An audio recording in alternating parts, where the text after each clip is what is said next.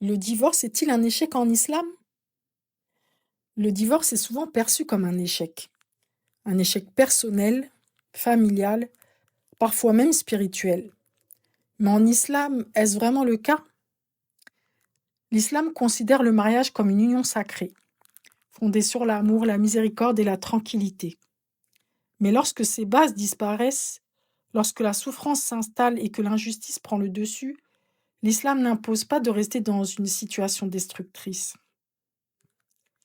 Le divorce n'est pas encouragé, mais il est autorisé.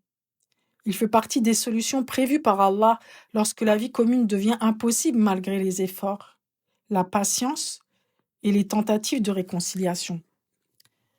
Se séparer ne signifie pas avoir échoué dans sa foi. Parfois, c'est au contraire un acte de lucidité, de protection et de préservation de sa dignité, de sa santé et de sa relation avec Allah. En islam, une épreuve n'est pas une punition, mais une occasion de retour vers Allah. Et le divorce peut être une étape difficile, mais aussi un nouveau départ, une porte vers la guérison, la reconstruction et la paix du cœur. Aucune personne divorcée n'est diminuée aux yeux d'Allah. Ce qui compte, ce n'est pas la rupture, mais la manière dont on traverse l'épreuve, avec patience, sincérité et confiance en lui. Si tu traverses cette étape, sache que tu n'es ni seul ni abandonné. Allah est proche de ceux dont les cœurs est éprouvés, et il n'oublie jamais une larme versée en silence. Extrait du livre Pourquoi tant de divorces dans la communauté musulmane? Chapitre 2 Les principes fondamentaux du mariage en islam. La sincérité de l'intention. Se marier pour plaire à Dieu, non pour des intérêts matériels. Le respect mutuel et la bienveillance entre époux. La fidélité et la transparence comme piliers de la confiance. Le rôle de la communication et du pardon dans la stabilité du couple. Chapitre 3 Les causes de la perte de sincérité aujourd'hui. L'influence des réseaux sociaux et de la superficialité, le matérialisme et la recherche du confort avant la foi, le manque de connaissances religieuses et de préparation au mariage. L'individualisme qui remplace la notion. Chapitre 4 Retrouver la valeur du pacte sacré. Réapprendre à placer Dieu au centre du couple. Se rappeler que le mariage est un acte d'adoration. Cultiver la sincérité, la patience et la gratitude. Enseigner aux jeunes la vraie signification du mariage islamique. Conclusion, le mariage n'est pas un simple engagement humain, mais c'est un acte de foi. Retrouver la sincérité et la crainte de Dieu et redonner au mariage sa noblesse et sa stabilité. Chaque croyant doit se rappeler que ce lien est un dépôt dont il devra rendre compte devant son Créateur.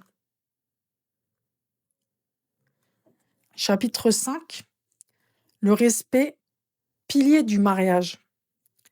Quand on se marie, on s'engage à respecter son mari ou sa femme. Le respect, c'est bien plus qu'un mot, c'est une attitude, une manière d'aimer et de considérer l'autre dans sa dignité. Qu'est-ce que le respect? C'est faire attention aux limites de l'autre, reconnaître ses besoins et émotions et ses valeurs. C'est le considérer comme une personne à part entière, avec ses forces, ses faiblesses et ses droits. Le respect, c'est aussi savoir se retenir de paroles ou d'actes qui blessent, même quand on est en colère. Dans le mariage, le respect se manifeste par des gestes simples. Écouter avant de juger, parler avec douceur, même dans le désaccord. Soutenir l'autre dans les moments difficiles. Préserver son intimité et son honneur. Se marier, c'est aussi changer ses priorités. On ne peut plus passer tout le temps à sortir avec ses amis ou à vivre comme si on était seul. Le couple devient une responsabilité, un engagement à deux. Faire volontairement souffrir son conjoint, C'est une forme de mépris. C'est nier la valeur de l'autre et trahir la confiance placée dans le mariage. L'islam enseigne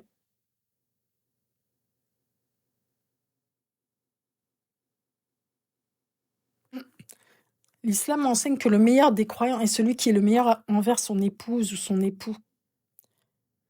Le respect, c'est donc la base de tout amour durable et sincère.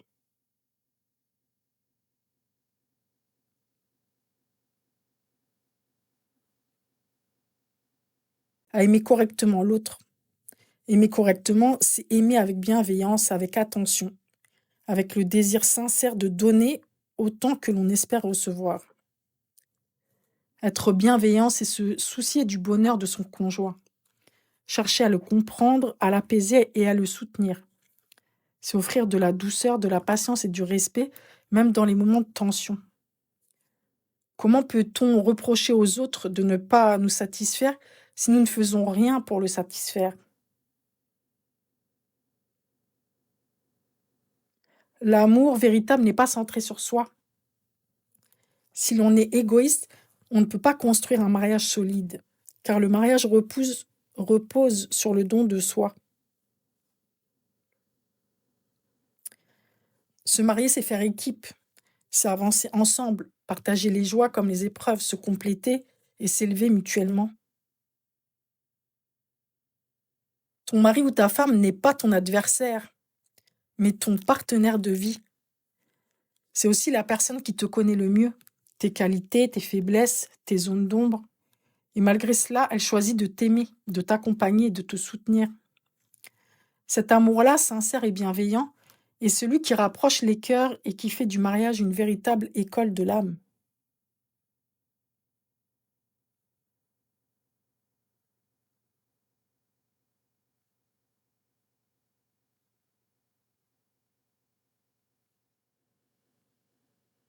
Chapitre 7, la loyauté, le ciment du couple.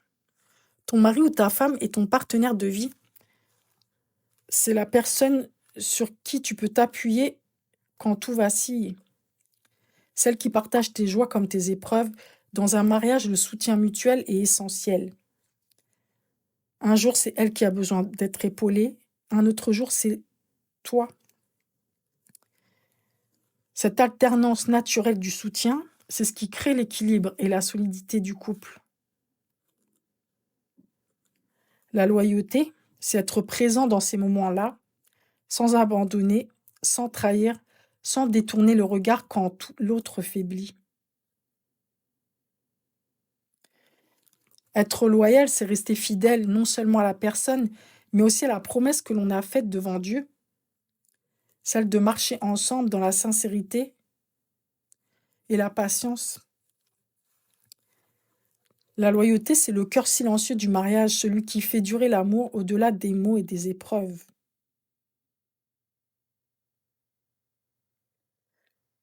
Chapitre 8. La confiance, le fondement du mariage.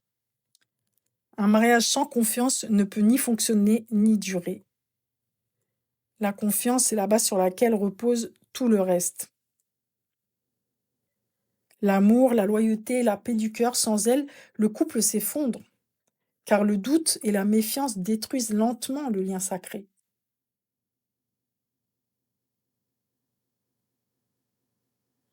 Craignez Dieu, car la trahison n'est pas un simple manquement humain, c'est une faute spirituelle.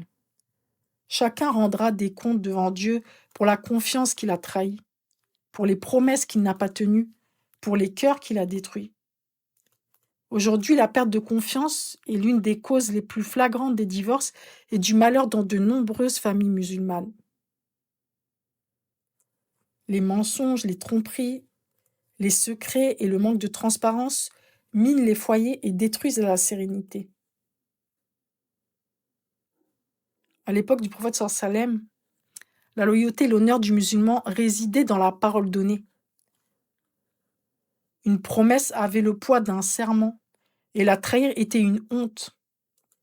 C'est d'ailleurs cette valeur de la parole tenue qui distinguait les croyants et qui parfois provoquait des guerres entre tribus, lorsque la confiance était rompue.